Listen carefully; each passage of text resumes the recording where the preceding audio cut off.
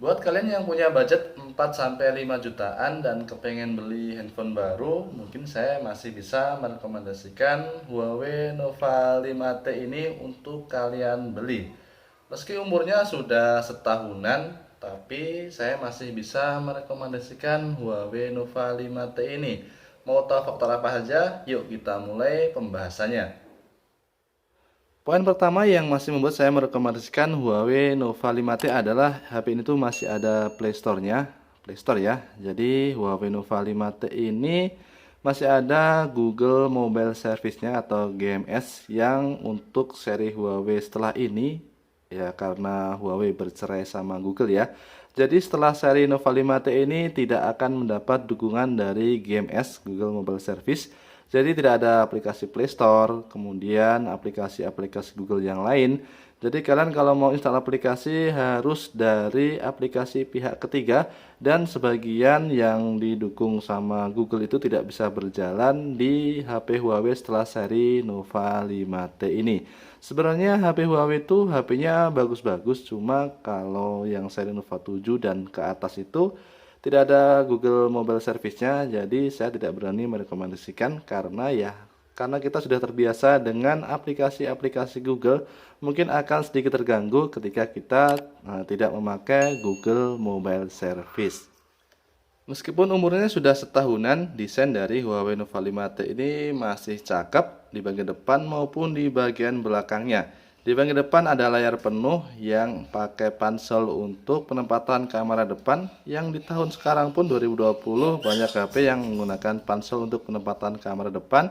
Kemudian ini framenya aluminium, back covernya juga kaca dengan warna gradasi yang lumayan cakep lah kalau dilihat apalagi terkena pantulan cahaya. Dan ini kameranya ada 4 triple kamera, yang satu frame dengan LED flashnya dan yang satu lensa ini sendiri di bagian sampingnya. Kemudian ada tulisan AI Quad Kamera. Jadi untuk desain masih layak lah, masih cocok, masih cakep di tahun 2020 ini. Dan karena back covernya terbuat dari bahan kaca, ini mudah sekali kotor ya. Jadi saran saya pakaikan casing saja. Atau kalau kalian nggak mau casing, siap-siap lap. Kalau kotor langsung dilap agar kecakapan dari Huawei Nova 5T ini tidak terganggu. Tidak hanya desain saja yang cakep, layarnya juga cakep. Kalian bisa lihat sendiri, warnanya ini cerah sekali ya. Warnanya kelihatan tajam dan kecerahannya ini termasuk tinggi. Jadi untuk pemakaian di outdoor ini saya rasa ya aman-aman saja.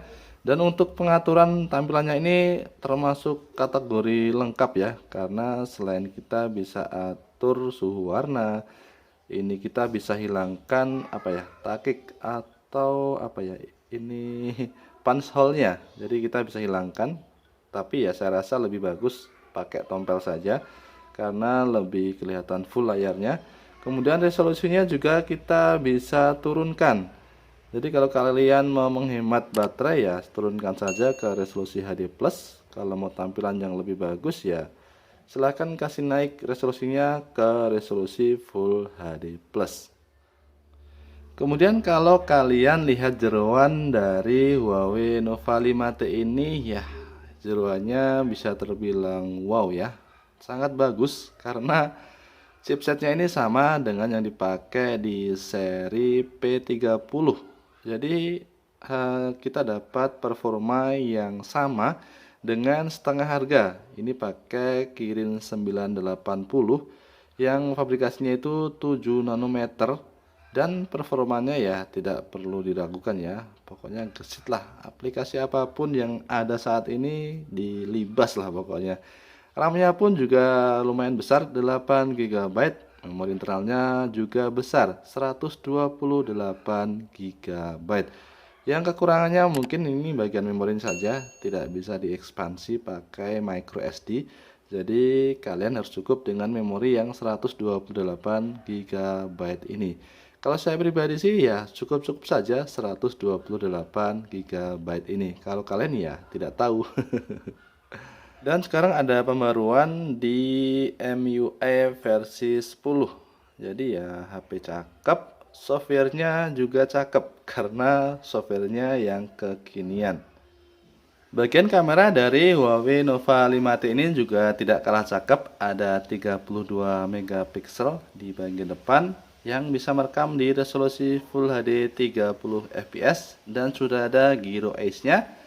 Kemudian di bagian belakang ada kamera utama yang resolusinya 48 megapiksel ditemani lensa ultrawide 16 megapiksel dan 2 megapiksel lagi untuk depth sensor dan untuk foto makro. Dan perekamannya bisa mentok di 4K 30 fps dan tentu saja bisa merekam di resolusi Full HD di 30 atau 60 fps dan sudah ada Gyro Ace-nya juga. Dan kalau kita lihat di interface kameranya ya, ini ada lensa AR, kemudian mode malam, kemudian portrait, foto, video, dan lainnya. Ini banyak sekali mode-mode yang bisa kalian pilih. Jadi kalau kalian suka otak-atik ya mungkin cocok lah untuk beli Huawei Nova 5T ini. Dan ada satu lagi fitur yang sering kalian tanyakan ya, yaitu NFC. Ini tuh tentu ada NFC-nya. Jadi HP-nya cakep, fiturnya lengkap. Jadi kalian yang butuh dengan NFC bisa beli Huawei Nova 5T ini. Dan sebenarnya saya ingin merekomendasikan di sektor baterai dari Huawei Nova 5T ini. Dan alasan ini chargernya itu bisa sampai 22,5 watt. Jadi ngecasnya cepet. Tapi berhubung baterainya kapasitasnya tidak terlalu besar ya, 3750 mAh saja. Sedangkan pesaingnya itu rata-rata di angka di atas 4000 mAh atau ada yang sampai 5000 mAh.